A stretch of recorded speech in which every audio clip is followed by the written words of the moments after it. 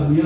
今仔日非常的欢迎哦，咱的副总统候选人，也是咱的新党选出来5000个哦，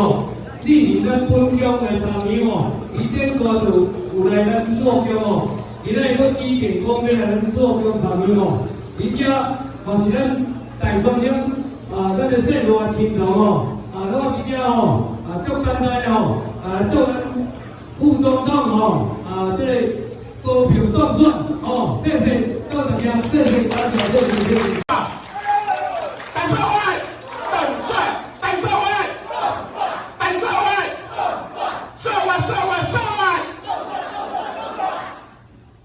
大家支持哦，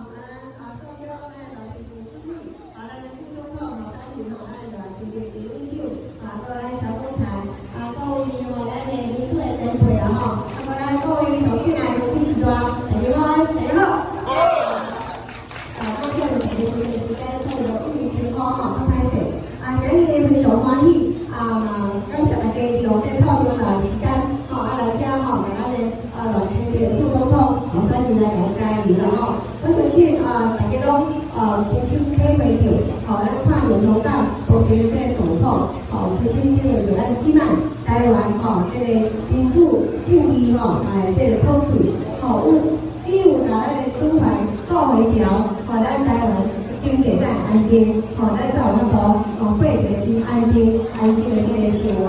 嘛是因为有这个民主正义的这个进步，所带来这样包括北京的出身的人，才有这个机会来担任这个民意代表这个职务。所以对咱政府的议员出身，甲起码，咱拢一直是做一个专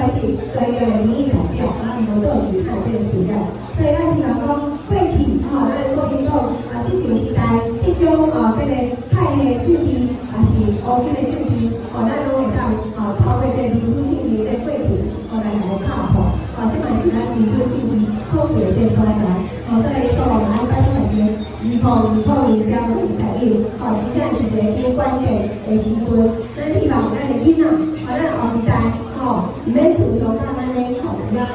加上街头去控制，唔免过迄种良性的这个生活。咱希望咱的下一代都会当安心自由，伫咱这普通的内底来过生活。所以拜托大家，咱头家一起啊咱把主权顾条，全面支持咱的蔡英文总统，甲咱大前的副总统，好不好？好。